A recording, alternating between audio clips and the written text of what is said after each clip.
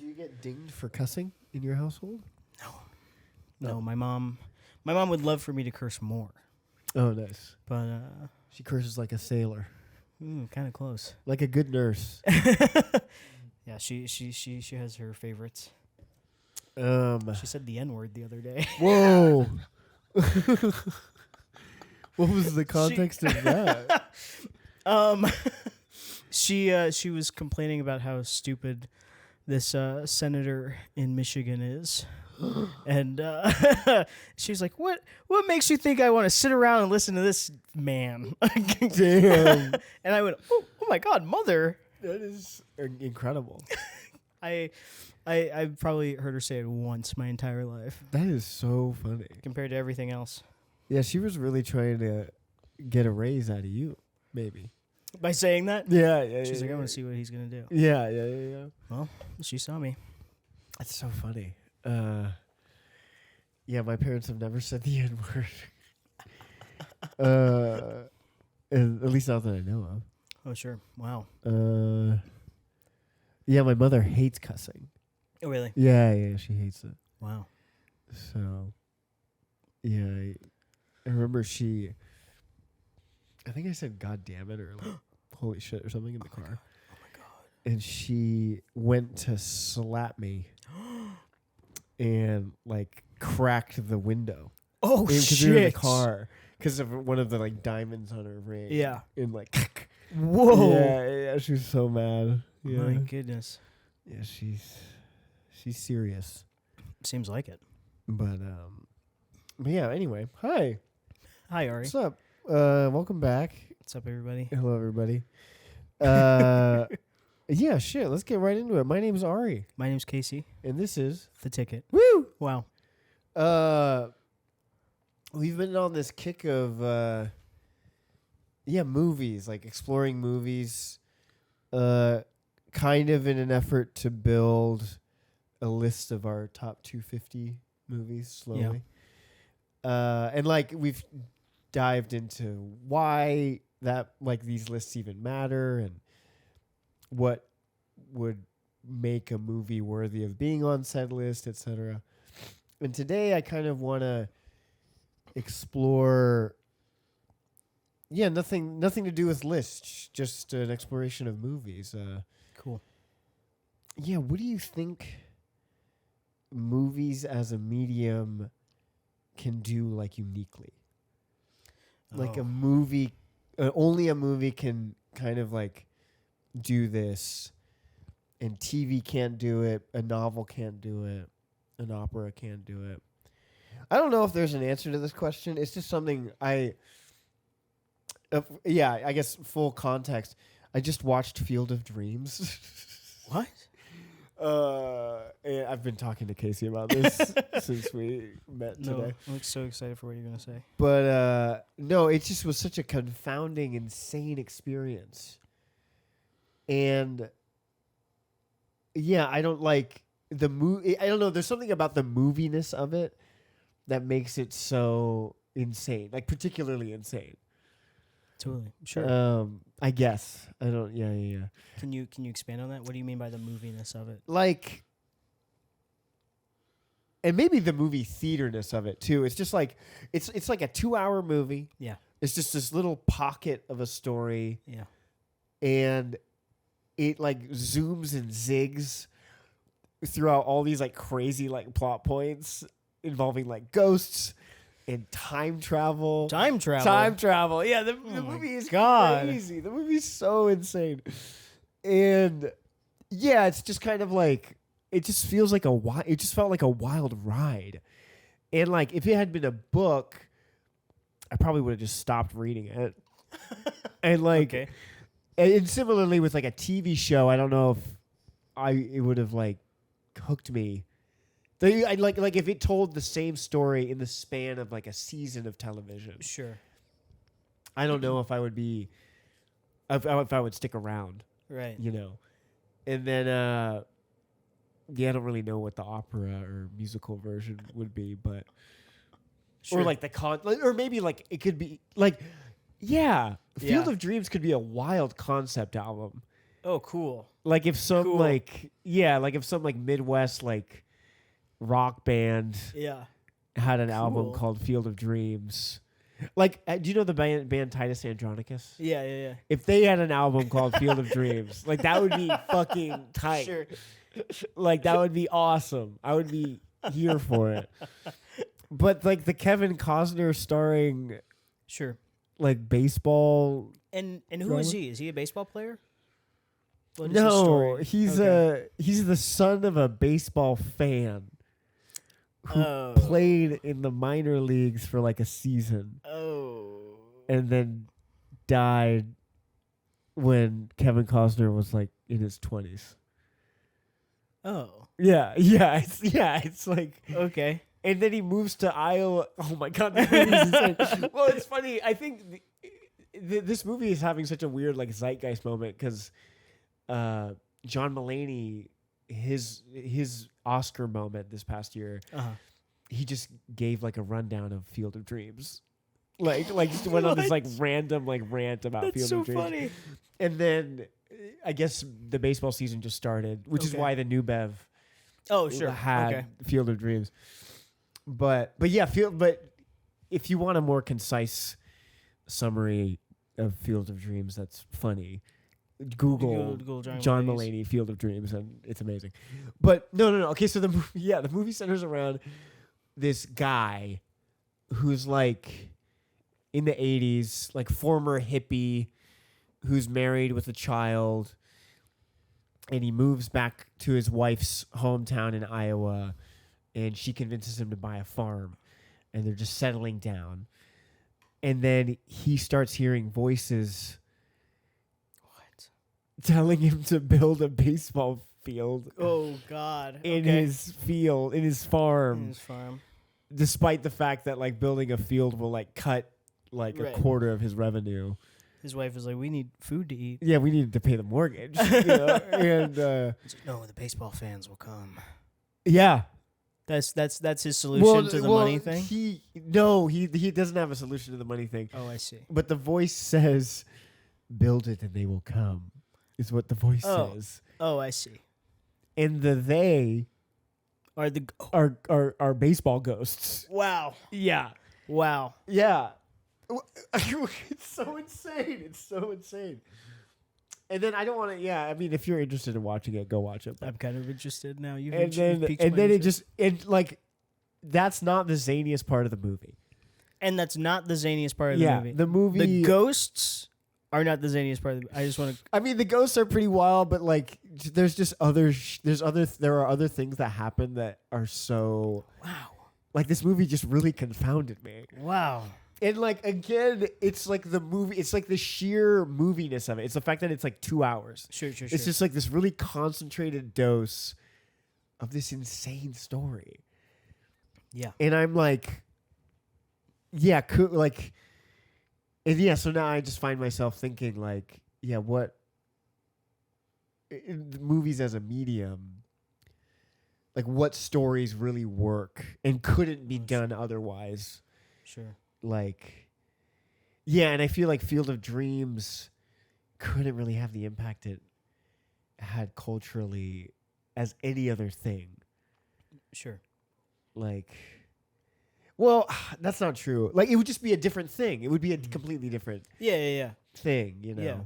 Well, I don't, well, I don't know. I'm just thinking out loud now. I don't really know what I'm saying. But, That's all I yeah, do. like, what, I guess this is where the question is coming from. Like, Field of Dreams. yeah, my experience with Field of Dreams, like what makes the medium of movie a movie? Like what are the unique attributes? Who directed Field of Dreams? Phil Alden something or other. Oh, sure. He did Summer something, Phil Alden Sneakers, I think. Yeah, Phil Alden Robinson. He did he's one of the Band of Brothers guys. Mm. And yeah, he did Sneakers, which was River Phoenix, rest in peace, and like Robert Redford and Dan Aykroyd, and then The Angriest Man in Brooklyn. Oh, with Robin Williams. Robin Williams. Yeah. So yeah, he just seems kind of like a legacy dude. Sure. not known for his visual panache Sure. necessarily. But yeah, I don't know. Yeah, it's like it's just a confounding film. Sure. I'm confused. Sorry, confounded listening to you. Yeah, and it's like, and I guess, I guess where this question is coming from is, how did this movie get away with it? Like, Sure. because people love this movie. There were like so many dads with their kids there. Oh yeah. They're like, you got to see this. Yeah. Yeah. And people were cheering. Yeah, and like I think somebody was crying at one point. Like people got so into it, and like it's not a terrible movie. Like it's not terrible, but it's just like it's just weird. It's just wild. It's just a wild movie, and like yeah, how did it get away with it? And is it the moviness that like lets it get away with it? Sure. Yeah. Interesting. Yeah. I think movies can do exactly that. Like I think as TV becomes more cinematic, you kind of lose this argument, but I feel like movies are very good at kind of encapsulating an emotion. I think that there's something, and it's always the combination of visuals, music, and with an assist from acting sometimes, where like you get this. I've seen a few movies where something will happen and I'll go, this isn't necessarily realistic, but that's exactly how it feels to do this thing, whatever it may be. Yeah. I just saw Showgirls for the second time. I've seen it before, the third time. I really like it, but that's something that I think it does very well. There's this great. Have you seen Showgirls? Yeah. The great scene where have we talked about this already? Did I talk to you about I don't this? think so. Where Nomi goes to the club that Gina Gershon works at. Okay. And it's our first time. It's the audience's first time being there. This is obviously she's been there before. But it does that whole thing where you can totally see why she's in awe and like wants to be there. And then it's a great introduction for us, on top of many other things that are amazing about that scene. But it just kind of like envelops you in this world. I think it does a really great job with Las Vegas. It kind of like everything's just a little bit heightened, and I like that. So I think stuff like that, like, you know, I imagine Field of Dreams also does it. These moments where you're just kind of swept into it, and I don't think that other things can do that way. Yeah. Yeah, it's like a concentrated experience. Yeah. Yeah. Yeah, like what do you think is the difference between like a really like think of a novel you really like Mm-hmm. and a movie you really like? Like what is there overlap just experientially, and like where is there no comparison?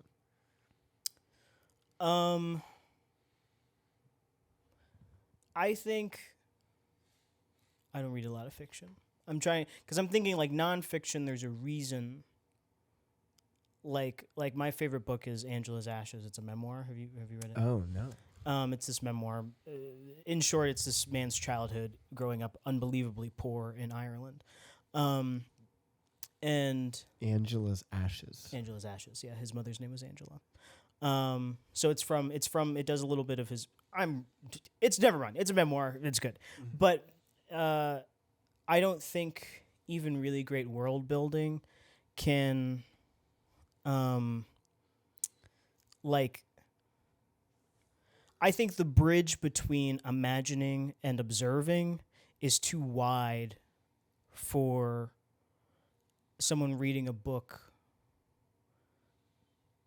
to really get the sensation that a movie would give. Like, I mean, you can argue about adaptations. I'm trying to figure out exactly how I want to say this. No, this is great. You could argue that like adaptations are bad. I don't really know if I've ever heard anyone say that something was perfectly adapted, you know. But I think seeing someone, a really great actor, a really great director, a really great writer, and then the assist, you know, you've got whatever the best movie you've ever seen is, everyone firing on all cylinders, watching that can genuinely transport you, because now you've got, it's essentially, it's just adding another sense to it versus a book. I think doing the mental energy of imagining, you'll never get that close, even if it is the best book or whatever, because now you're conjuring in your mind an aspect that film fills in for you. Oh, that's so interesting. So yeah, because when I hear you describe it that way, I like the imagery I conjure in my mind feels so like personal to me. Sure. It's just kind of inherently more visceral to a degree. Like when I think about it in these terms. And like, yeah, that's it. Like, I do think films can be visceral and very like engaging sensorially, right? Oh gosh, this is interesting. It just made me think of that movie We Need to Talk About Kevin, and the horrible scene in that at the end, and how it doesn't show some of it, and how the not showing makes it so much more horrible, because now my mind is piecing it together. And I do think an audience's imagination will always, at least in terms of like extremes, whether it be violence or beauty, I think the mind will always, like, you'll never be able to capture what's in a person's mind like perfectly. Yeah, this is so interesting. What? And again, I'm not really. I guess we're not really looking for like a clear answer. We're just kind of like discussing it. What? Are there movies that are based on books that you've read the book? Oh, Killers of the Flower Moon. Yeah. Yeah, I guess. I mean, you've changed your tune on the movie. Yeah. But it's still not super accurate to the book. Yeah, right. Are there any scenes that are in the book and in the movie? Like, what's the difference? If there are, can you compare the experience? Okay, I've actually got. You may not find this as interesting as I do. No, please. I think this is unbelievably important. Yeah. So I can't remember the guy's name. Bill Bradley, Bill Baker, something like that. He's the guy that they send to Washington D.C. and he's murdered. Oh, the private investigator. No, he's a different guy. I think he's supposed to lobby or something there. Yeah.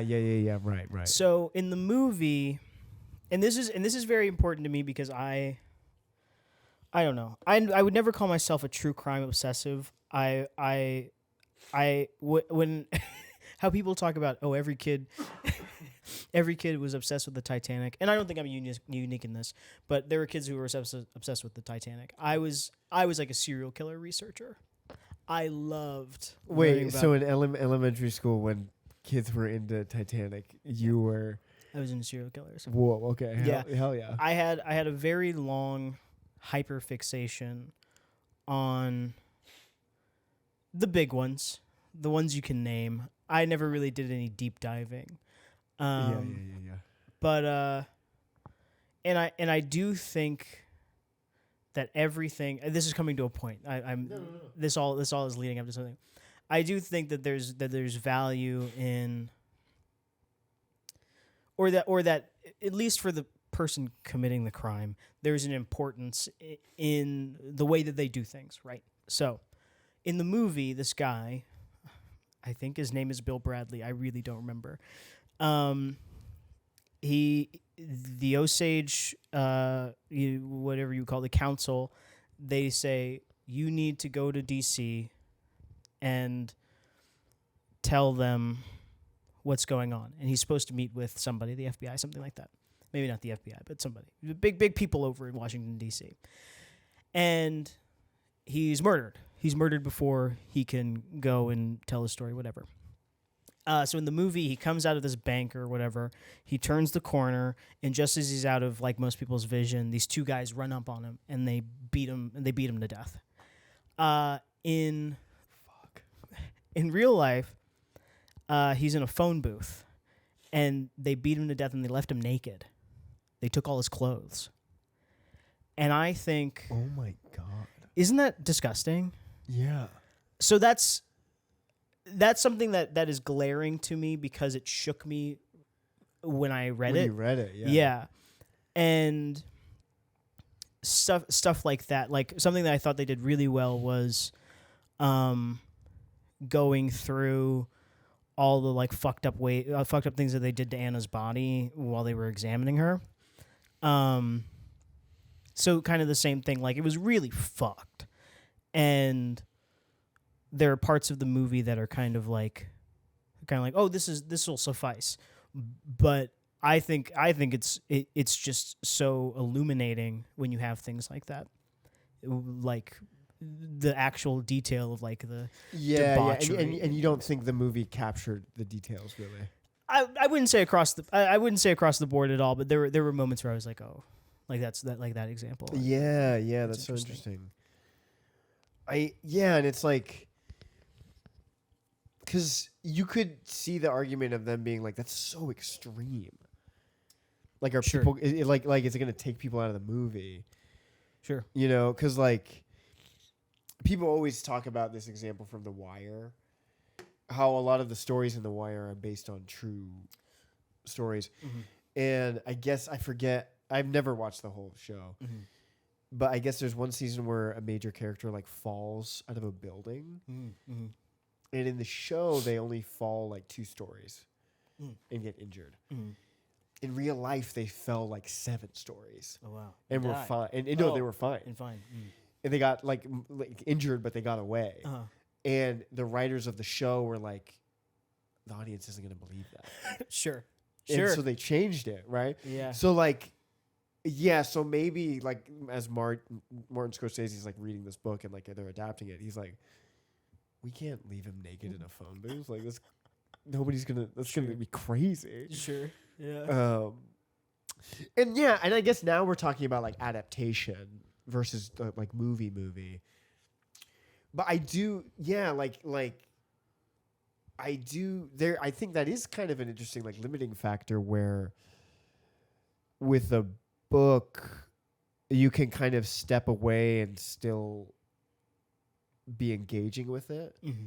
Whereas a movie, if something happens and it like shakes you out of the experience, it just keeps going. Yeah. And you have to, and like, if the movie's good enough, you'll get back on the river of the movie. But like, oh my God, this is great. Actually, this is exactly what I'm talking about. Okay. Like, I think a hallmark of a movie is that, especially if you're experiencing it in a theater, is it's like it is nonstop, and you experience it as this like nugget of an experience, and that can be good or bad, but that is something you kind of have to factor in as a filmmaker. Sure. Yeah. Because like if you're telling one type of movie and then something really extreme, and I guess this is. Coming back to Field of Dreams. Oh yeah, because there are just moments in that movie where I was like, "Wait, what?" And then I had to find myself like kind of like playing catch up, like having to get back on like the movie because it's like shit was happening that I was like, "What?" Yeah. Okay. Yeah. I love. Yeah. So that is. I do think something that is unique to movies. That river you were talking about? Yes, like this, it really is like a singular experience. Like television is inherently like episodic. Like you're gonna have breaks like built in. A novel while there are people who will read a novel in one sitting, I'm a slow reader. I read it in chunks. You know? And I also read in chunks. And then also, but I guess this isn't necessarily unique to movies. I mean, the gnarliest example of this would be live theater. Mm-hmm. Like you literally can't, like unless there's a recording of the performance, like that's it. Like you sitting down in the theater, watching the performance is it. That's it, yeah. And that's one where it's like, this is all gas, no brakes. That's true. I saw, I read something a long time ago about, this is kind of the same thing, about how in theater, I think they were talking about Into the Woods specifically. Spoilers for Into the Woods. If you haven't seen Into the Woods, don't listen to this part because I love Into the Woods and this scene. It's a scene. It's seen in theater. It shook me to my core when I first saw it. So spoilers for Into the Woods. But they say that when someone dies in live theater, you're so much more shaken because that's a real person, and then you just don't see them again. Versus God, yeah. Versus like in movies, most of the time anyway, you're like, well, Brad Pitt's not dead. He's right. You just watched a trailer of a movie he's gonna be in. Yeah, which I think can sometimes go both ways, but I do think in theater it's a lot more visceral. So maybe that's a disadvantage movies have. I mean, I've seen things in movies that make me cry uncontrollably, but I don't know. Who knows? Yeah, gosh, that is so interesting. We're not turning this into a podcast about Marvel.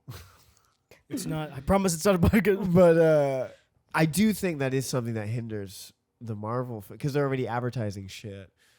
Yeah. With these characters, and it's like, oh, like so what are these stakes actually? Yeah. Like in the movie that I'm watching now. You know. Which one are you watching now? Well, I mean, just like in general. Oh. You Yes. know, Sorry. Yeah. Like Infinity War, the Spider-Man, like spoilers for Infinity War. I love Infinity War. I do not. So Spider-Man dies. He's blipped. He's blipped. Yeah. Unfortunate. Is that from the comics? The blip? Yeah. Yeah, I don't know if they call it the blip, but it is from the comics. Why do they need to come up with a better word? Yes, he's blipped. But they were advertising the next Spider-Man film. Like when Endgame was about to come. It was just, but it just like undermines everything. Yeah. And I mean, that's just a limitation of like franchise filmmaking. Yeah. Which we're not talking about. We're just talking about movies. Okay. Well, that just happened. That just happened with you. I don't really know how to. So I have my favorite movie. Okay. And my favorite movie is part of a franchise. Oh, Scream. Yeah, Scream. Oh, yeah, Scream. Yeah. And you just sent me this article that was like, this character will be returning. And I was like, at the end of the last movie, the movie before this one, you left it up to nobody. You said she could be dead, she could be alive. I don't know. Like literally at the end of this movie, you do not know whether or not she's dead or alive. Oh, that's annoying. Now, people aren't stupid. Courtney Cox is unbelievably famous. Right. She's just as integral to the franchise as Neve Campbell is. So you go, and she's always down, and also a lot of people know that she's always down to do another Scream. She's always the first to sign on for every single one. She's so cool. She's so badass. But we thought she was dead. So of course you're not going to kill her off. But also you didn't say that she was alive. Yeah, that sucks. So then I click on this link from Collider, and it's like she's alive, yay! Sorry. And they haven't even started freaking production on the new one. Like, why would you do that? Why would you do that? That's so ridiculous. I mean, maybe it's flashbacks. That'd be a really fucked up way to do that. They're like gaslighting you. Yeah. They're like, well, she was alive, but then you guys got mad about it. Yeah, exactly. This is so funny that this has devolved into just like this is what's wrong with movies. But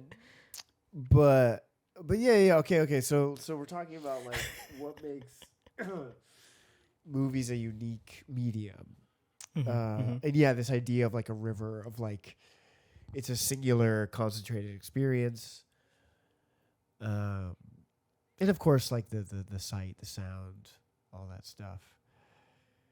Crazy that smell isn't in there. Have you ever seen Smell-O-Vision?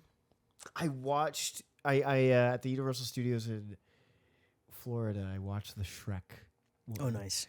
And there was like apple pie at one point. And Hell like yeah. farts at one point. Hell yeah. Hilarious. Also gross, honestly, because it just feels so like chemically. Yeah.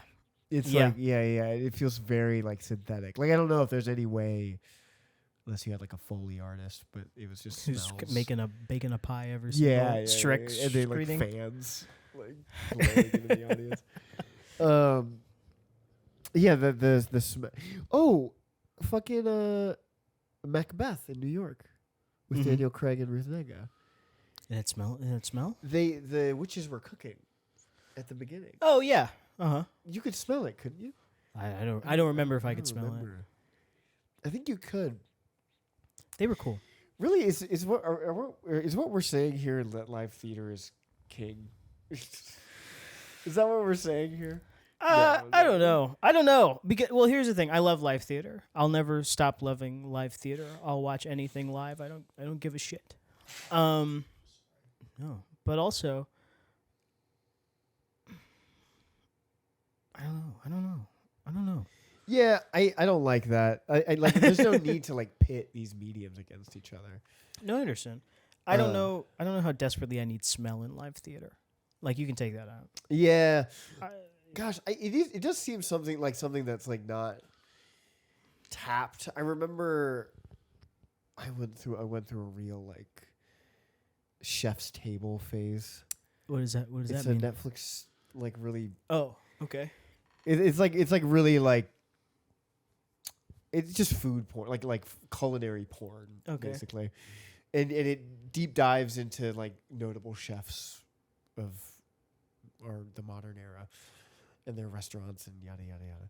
It's beautifully shot. You know, I think some people would argue it's a little like vapid. It's like kind of just like jerking. It's just kind of masturbatory. Okay. But there's an episode about this chef in Chicago. I'm forgetting his name, but he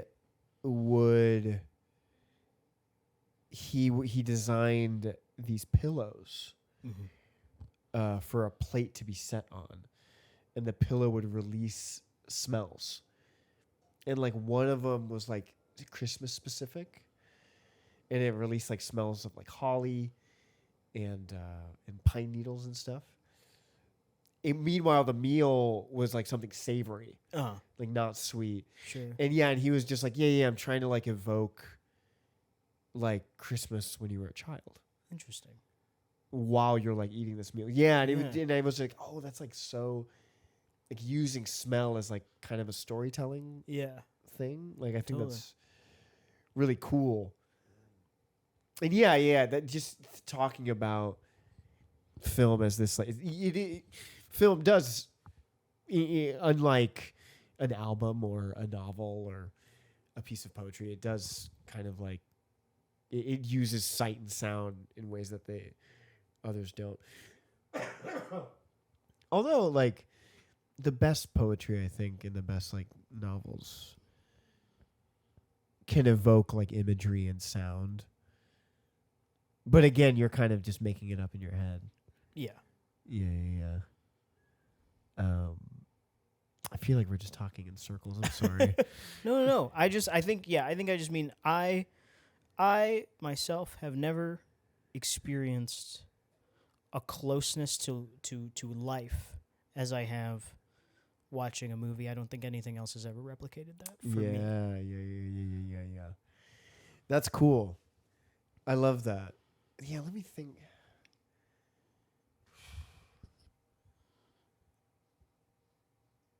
Gosh, yeah. If I closeness to life. Closest to life, yeah. Yeah. I just made that up and I coined that just now. No. I love that. I'm trying to think of like things that have made me feel like a closeness to life. There are books and pieces of music and stuff that I find very moving. Closeness to life. I don't know. I keep thinking of the book The Giver. Uh-huh. Did you ever read that as a kid? No. Great book, Lois Lowry. It's like sci-fi-ish. Mm. I read it as a child, then read it when I was like 20, and then read it just a few years ago. Wow. That's cool. Beautiful book, and it like every time I read it, it's like something new is revealed. It's really great. But there's something about it's about a society that's like been pacified, and everybody has like an assigned path. Families are always mother and father. There's a son and a daughter, and it's like black and white, very monochrome society, but it's peaceful. It's like a utopia. Mm. And there's one member of the society who is responsible for remembering, is how they describe it. And it's about the child, this child. Everybody's assigned what they're going to do for the rest of their life at the age of 12. And he's the one that is assigned to be this rememberer. Oh, uh-huh. And which is really like unique. Like it doesn't happen that often that a kid is chosen. And he basically starts taking like history lessons about like, oh, this is what the earth used to be like. And part of it is him like learning what like color is. And he starts to see color, and like he doesn't know how to describe it to his other like fellow kids. And then he starts to learn about pain and all this stuff. And yeah, there's something about that book that I find so, like the way it describes and like revels in the senses. Sure. Like, I don't know if a movie's ever done that for me, really. And it's so frustrating because the movie The Giver, the like movie adaptation is just like such. I haven't even watched it, but it looks like fucking trash. And like it also looks like it's just missing the point of the book. And I should give the movie a shot. Jeff Bridges is in it. Julianne Moore. I should give it a shot. Julianne Moore's in it? It's basically a huge Big Lebowski reunion. I love Julianne Moore. Just kidding. But it is those two in it. Love Julianne Moore. She's incredible, dude. She's great. Wonderful actress. Mongolia. Genghis Khan. But yeah, closest to life. I mean, yeah. Yeah. I'm trying to think of like, I don't know. I mean, you know, I see stuff and I'm like, yeah, that's exactly what that's like. I can't really think of anything right now. Yeah, it's funny because like with theater, maybe I just haven't seen a lot of good theater. I'm never lost in it necessarily. I've been really moved, but I always feel like I'm in a theater. And I like that. I like that. Like to me, that's part of the experience of like going to live theater. Sure. Is like I like being in the seat. I like being with an audience. I like seeing the actors act and like the set. Like all of that is fun. And the fact that it is like, what am I trying to say here? I don't find myself I getting lost in it necessarily like I get lost in a movie. Like in a movie that I really love, I'll forget about the theater. Yeah. And I won't be thinking about like the speakers or the projection. Oh, that's interesting. Yeah, like with a movie, it's like, and this isn't necessarily unique to movies, but it's like the way it was made isn't on its sleeve Mhm. all the time. Uh-huh. Like whether it be like CGI or puppetry or whatever in like really extreme examples, or if it's just like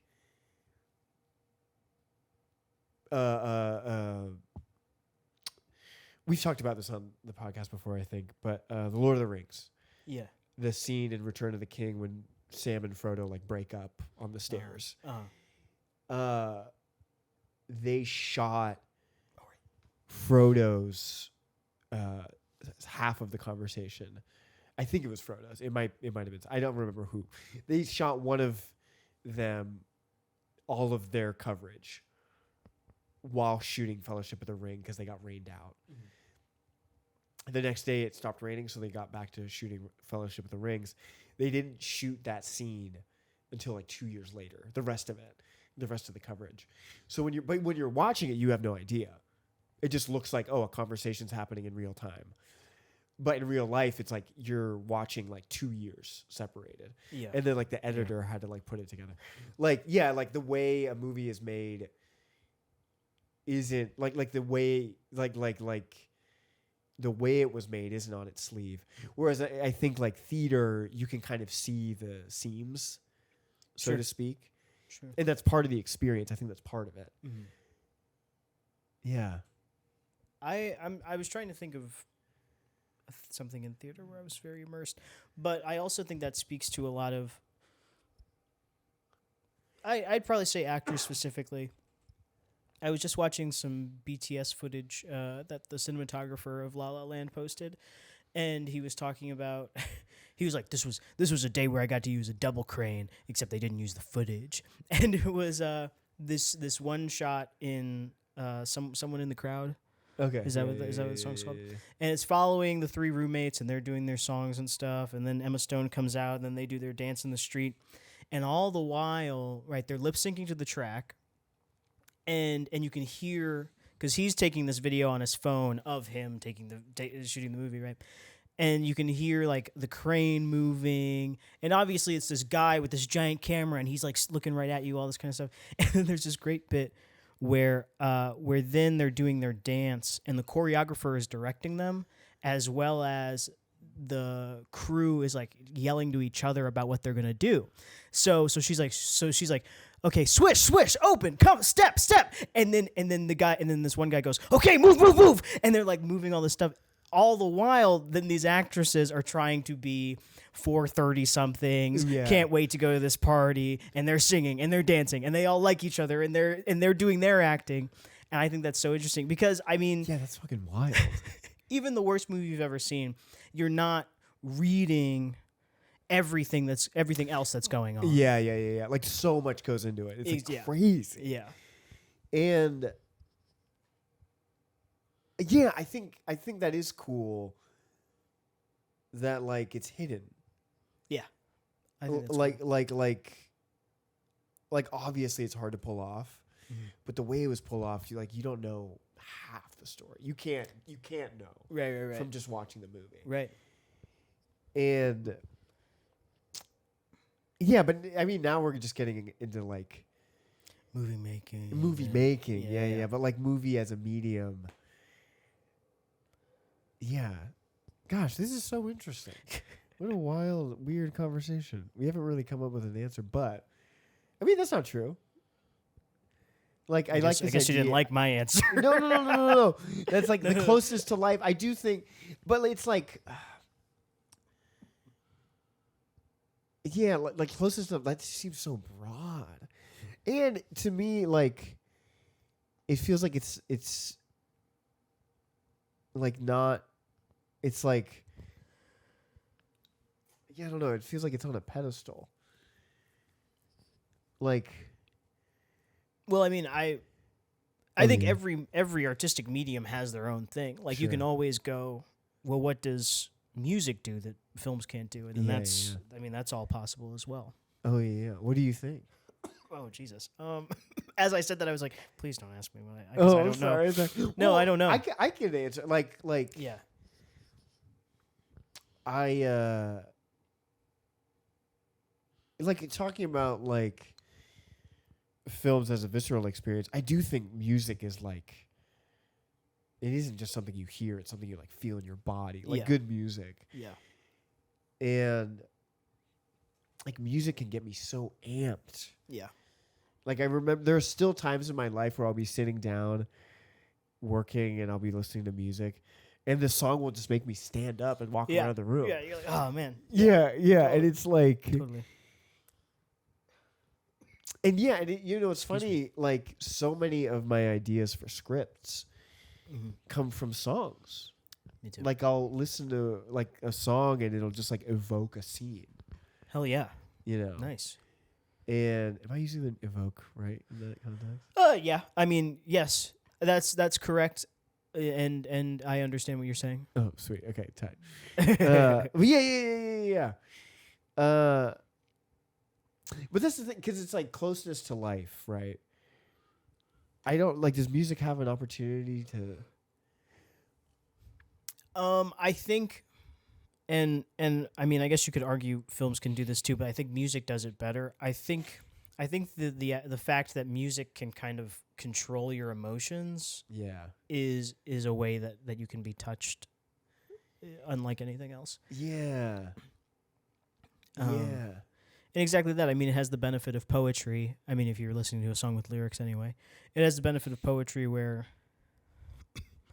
you can get music that makes you feel a certain way, sonically, and then you've got whatever kind of from extremely literal to however abstract and metaphorical you want to get, and then that can be its own thing. You know what I mean? Yeah. I don't know if that makes sense. No. Like,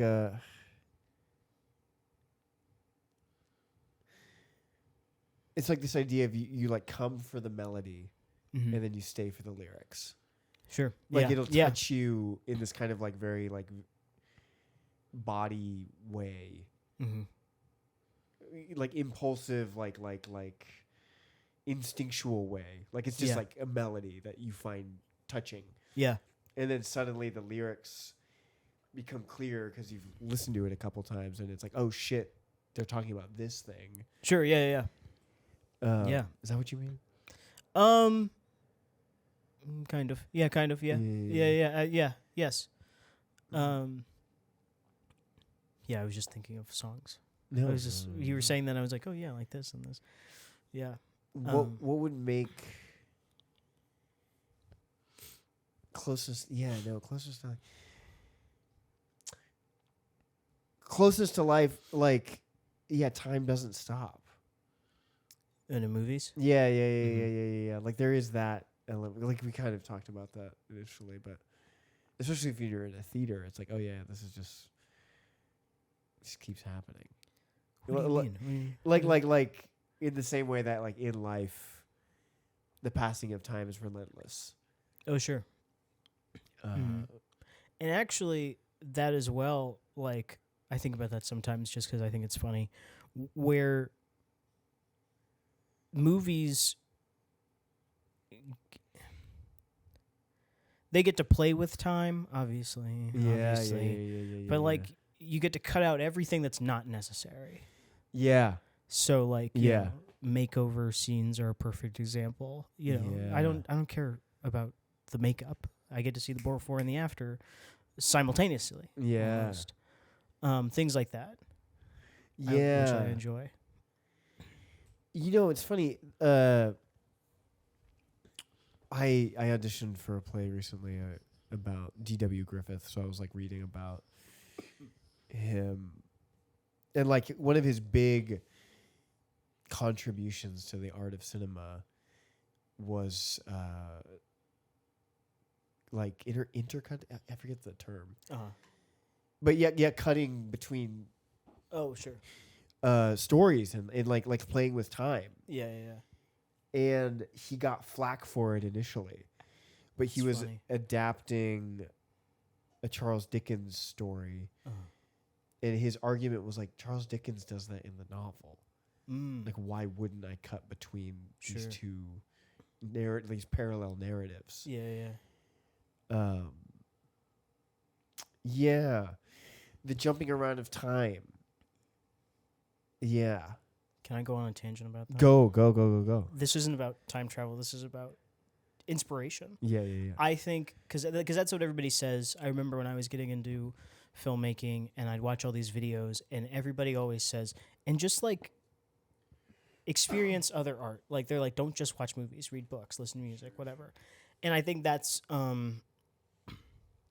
very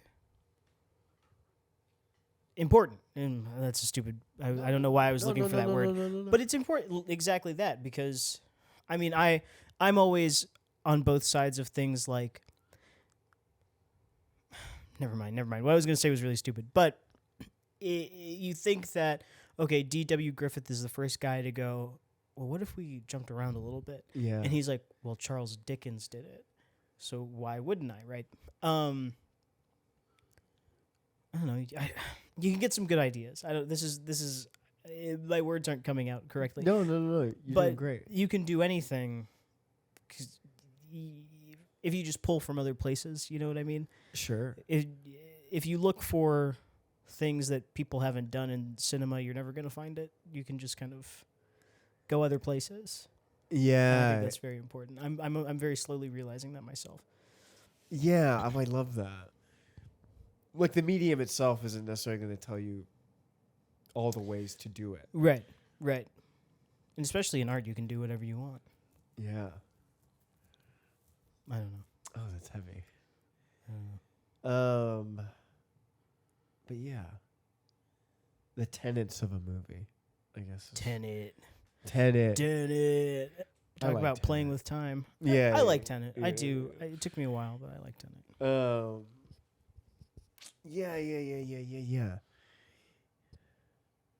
I don't know. What movies have you watched where you're like, this should have been a TV show? Or dang, this would be so much more interesting if it was like a comic book or a novel. I can't think of anything.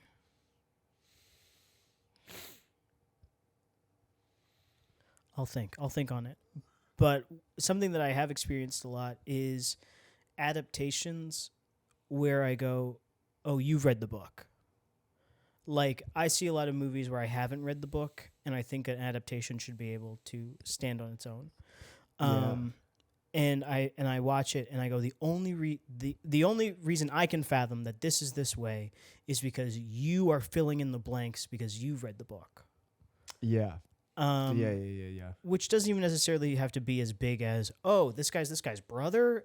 It can be anything. Like, you just go, why does this person act this way?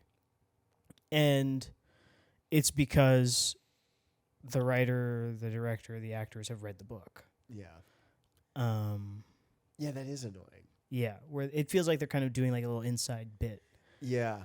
Yeah. And it's not tangible. I can't think of any specific examples. But I've seen a few adaptations that feel like they'd be really great if I had read the book. Yeah, the Harry Potter films are like rife with that shit. I think like the only Harry Potter film that's actually a good adaptation is Prisoner of Azkaban. Go off.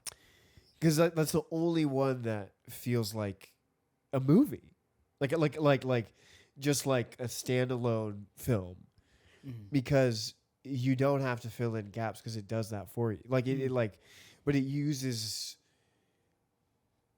the moviness of it to tell the story.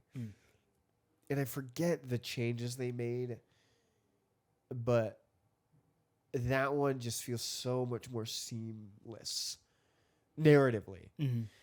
Whereas the other ones just feel like, oh, you're just like hitting check boxes, you know? Sure. I can't, God damn it. I'm so frustrated that I can't think of any examples. But that's the only one that I like to rewatch because it's not like annoying. But I think adaptation is a good opportunity to talk about like the moviness of something. And yeah, there is something about like the cause and effect in movies that is so crucial. Not that novels or plays or TV doesn't have cause and effect, but again, because it is such like a concentrated story experience, it's kind of like you have to give everybody the pieces. But also, Sure. you don't necessarily have to. Well, sorry, I agree with you. That's I wasn't like, oh, I don't know. No. I agree with you. Yeah, I think, and that's something that comes down to like, just some people are better at it than others. Like, I've seen. Oh, you know, it's a great one. Annihilation. Okay. You've seen Annihilation. Yeah. I think Annihilation does so much by telling you almost nothing. Yeah. I think Yeah. I think it really just kind of pulls all that stuff together. Like starting with Oscar Isaac being so unbelievably off-putting, and then coming out on the other side and going, "Oh my god!" Like, Yeah. of course he is, Dude. Yeah. This is a great example. Yeah, I think I haven't read the book, but that is a movie where I didn't wish that I wanted to like had read the book or like I like that movie regardless of the fact that it's based on a book. Like totally. And yeah, it does so much as an experience where you're not like intellectualizing all these like plot points. Yeah. Everything that happens in the sequence that it happens makes complete sense to me. Yeah. I go, yeah, of course. Yeah, I guess talking about like the tenets of a movie, I think it is cool that you can use the frame and the cut and the sound and the music to create an experience that's kind of like outside of like intellectualizing. And like that's, but on the flip side of that, you can have a movie that's like wall to wall talk and it just be as captivating. Yeah. You know, that's cool. Like, I think that's cool. Yeah. I don't really know what I'm saying. I'm sorry. No. I'm getting parts. Yeah, it's like, fuck. Movies. Yeah, I don't know. Movies are cool. I like movies. Movies are very cool. I also like movies. Did you know that? Yeah, I did. Which is why you were gonna take us down. Criterion Casey. Wow, what's actually so embarrassing is that I'm unprepared this episode. Oh, that's okay. My entire goal is always to pick a movie. Wait, shit. Never mind. I was going to talk about Crumb, but I just remembered I talked about Crumb already. I saw they're going to show it. The American Cinematheque is going to show it, and I got very excited. Oh, okay. Terry Zwigoff's going to be there. Oh, wow. Yeah. I don't know. No. All the movies I've watched recently were not. What do you think is the most movie? What do I think is the most movie? Like if an alien was like, give me an example of all of your art, and we were like, okay, we have to give him a book, we have to give him a movie, we have to give him an album, we have to give him a poem. Wow. What movie would you give him? What movie would I give him? Okay, so here's the thing. Yeah. Is that I'm thinking of a lot of movies. Okay.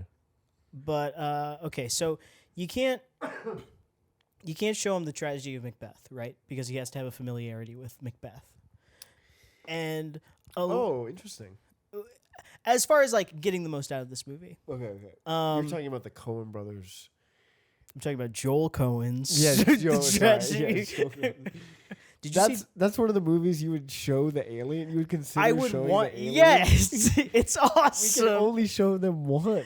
I know I can only show him one. That's what I'm saying. I'm like. Yeah.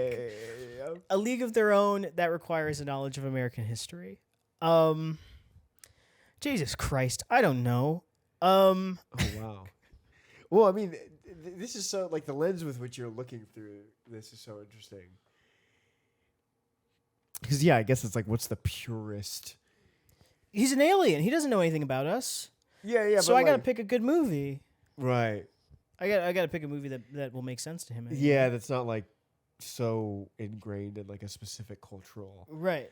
phenomenon. I'll have to be like, you understand love, I guess, friendship, maybe, like, but I don't know. I'm probably thinking about it too hard. No, this is great. Like you're thinking about it so much harder than I was. If presented the opportunity, I would want to be the person considered to pick the movie. Holy shit! You would Like, want Casey, you would want the United States government to be like, where is he? I would Where's love Casey that. Young? I would love that. That's hilarious. Oh, jeez. I don't know. I mean, This I'm should just be the thinking so first many short movies. film we write and direct together. the guy picks the movie for Yeah, the alien. you. Yeah, Me- yeah, oh, me you- pick- you I'll like- pick the like- alien. Like, yeah, The movie for the alien. and you're just like stressing about it for like 24 hours. No, I'm so curious. I don't know have an answer. I'm gonna think though. I don't know.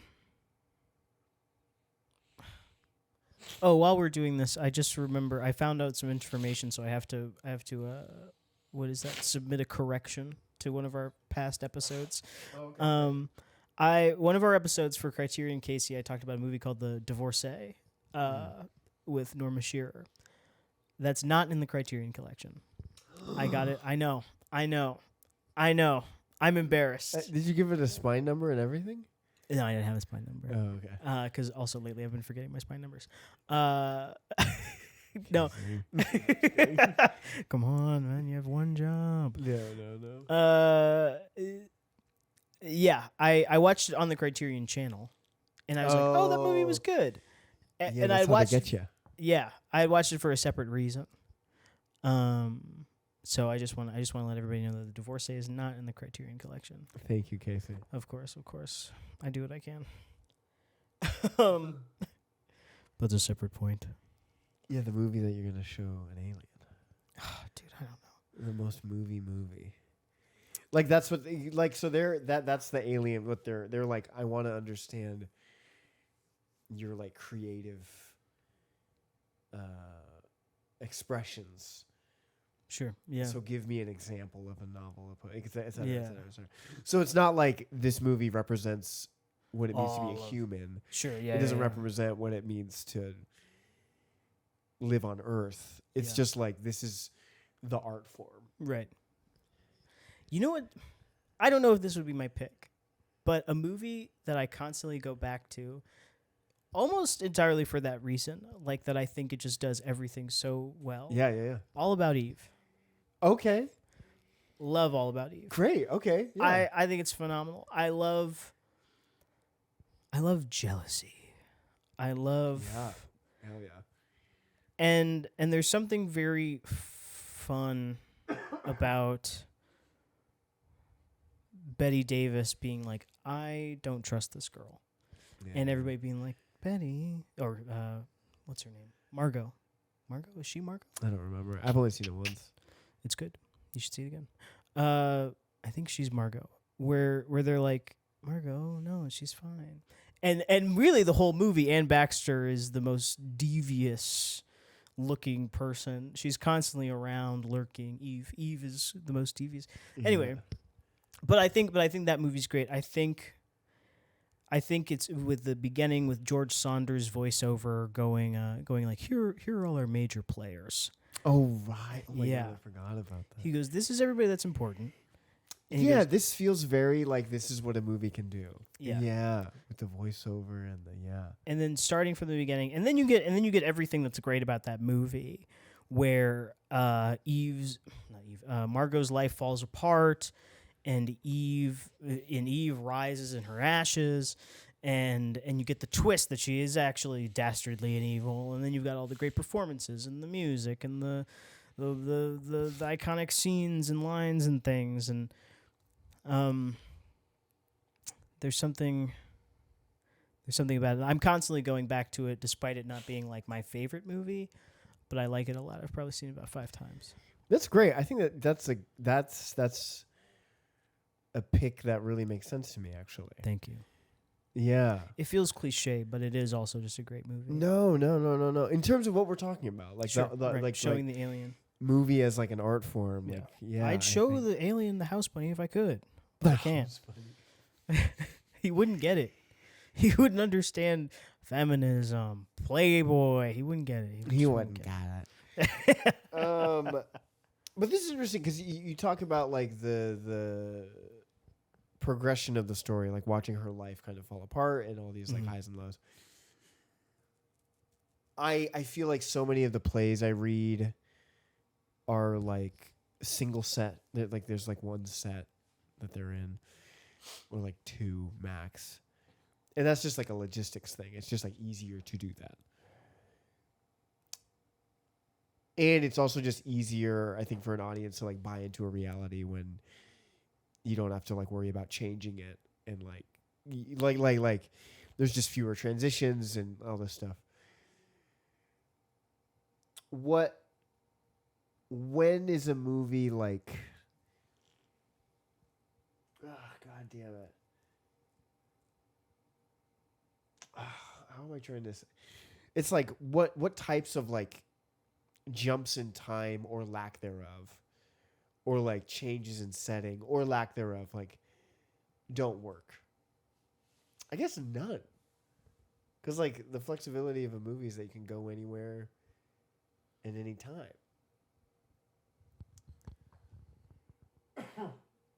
You're saying like I've seen a specific movie and actually, you know what? You know what I always hate in every single movie I've ever seen it in?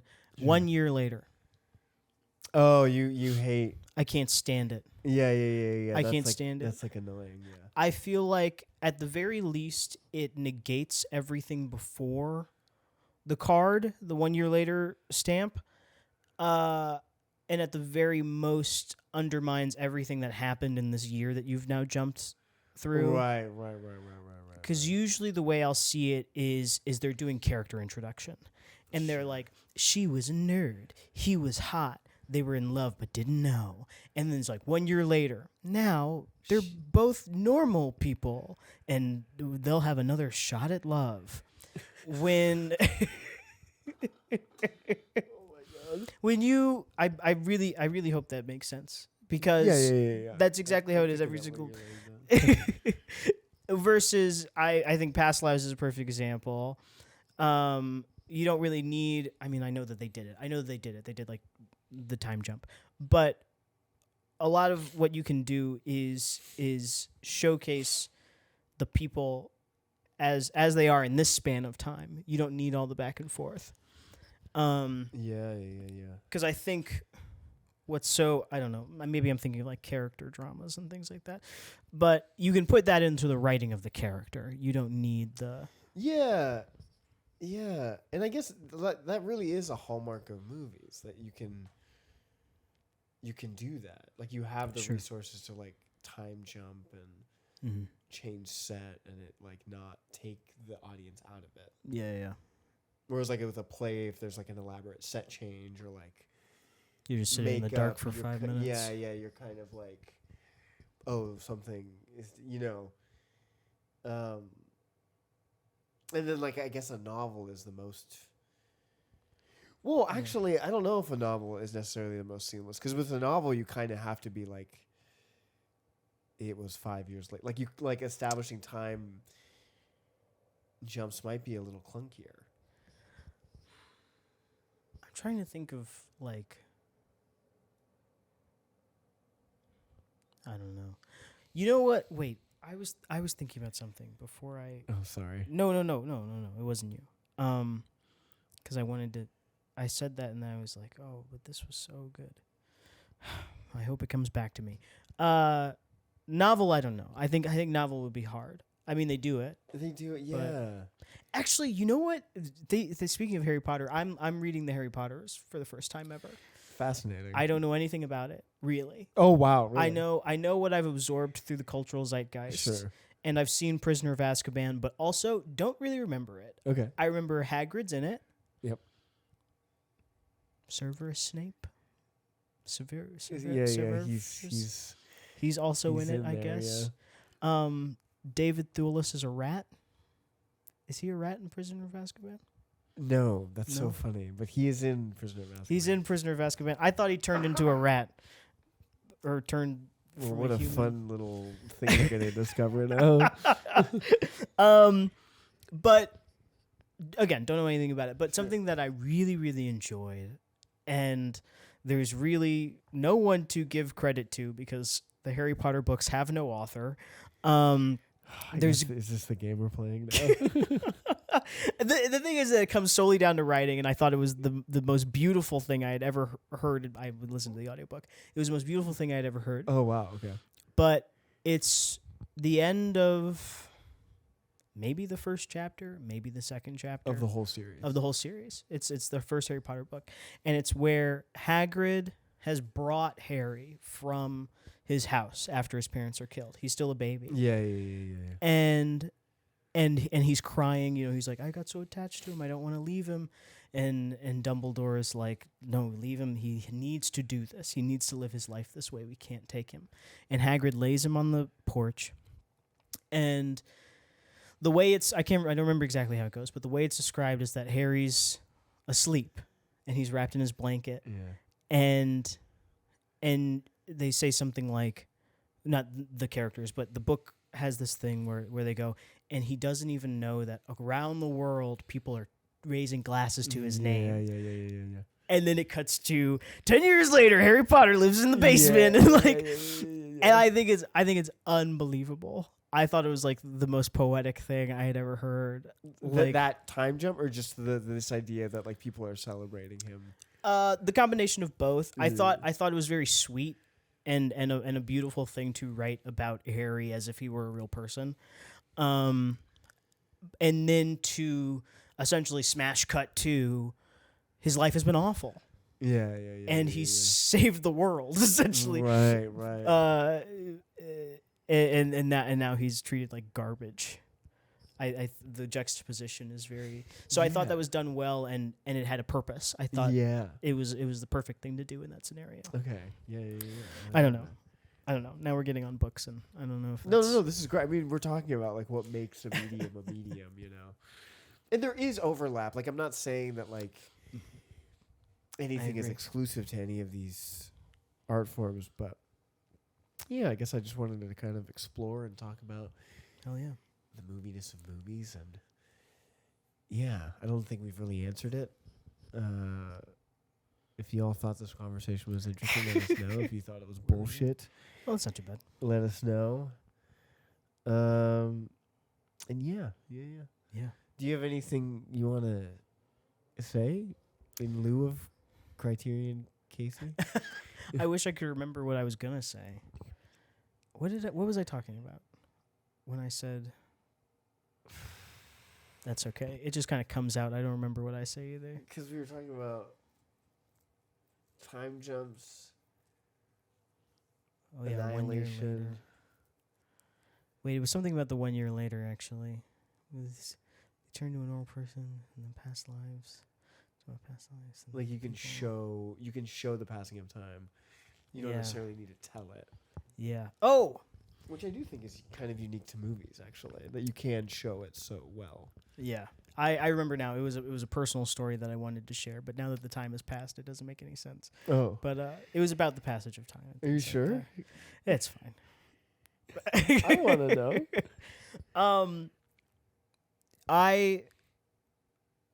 I mean, she was probably my best friend in high school. Oh, holy shit! Yeah. Yeah. Like an unbelievable closeness. I was talking to a friend of the podcast, JJ, about this, and he, because and basically what it is, sorry, I'm starting in the middle of my story.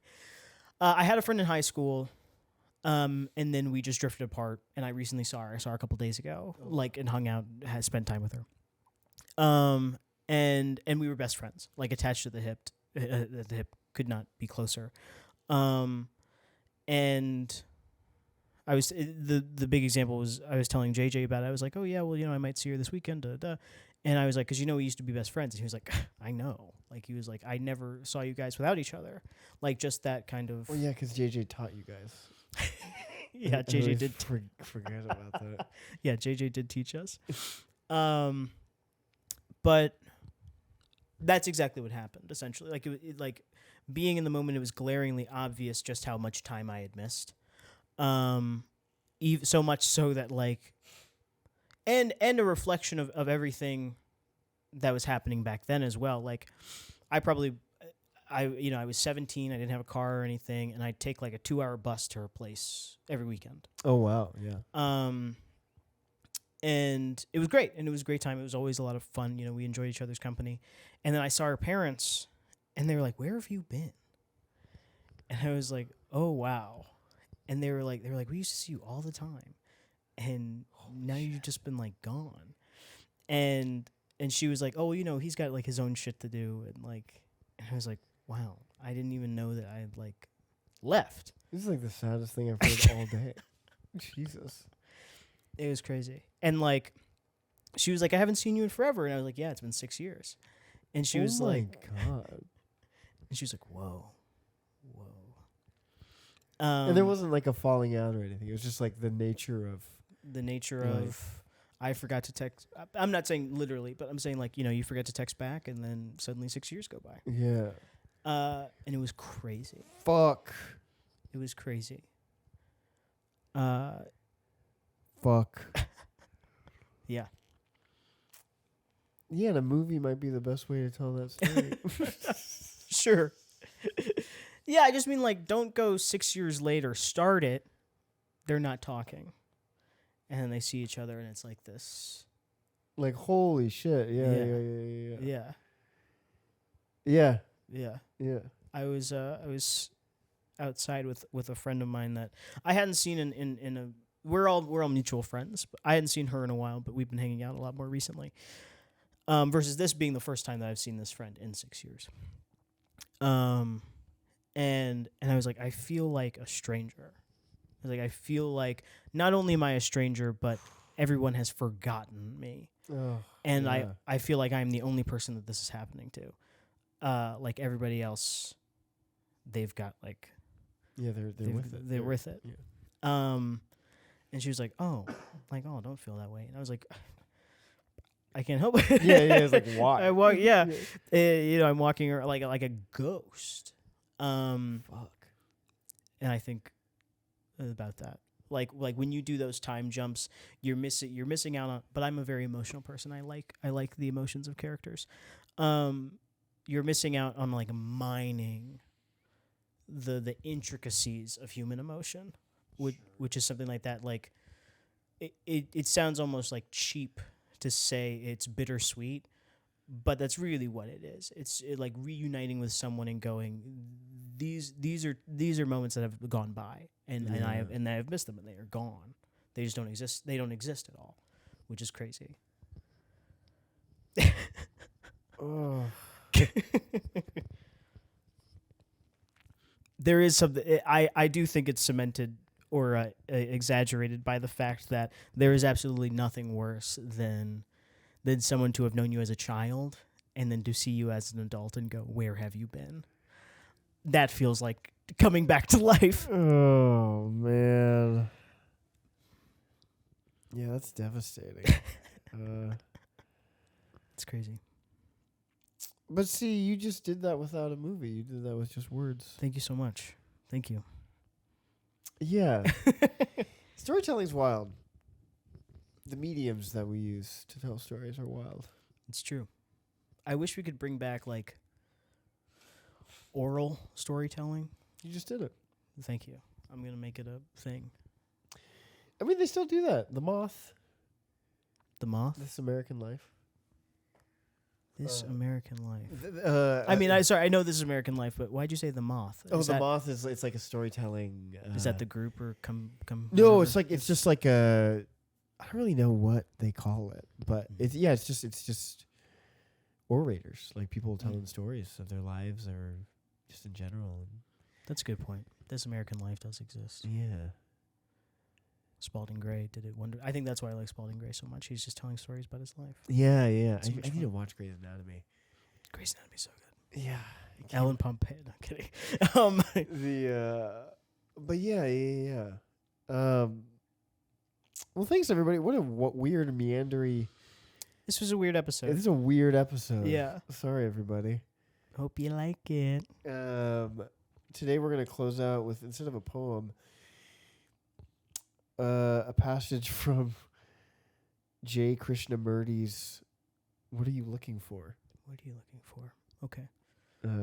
He's known as the Guru's Guru. The Guru's Guru. Yeah. Okay. This is exciting. Yeah, we'll see. This is from the section "What is Relationship?"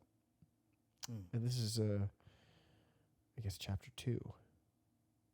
Relationship is a means of self-discovery. Relationship is a mirror in which I can see myself.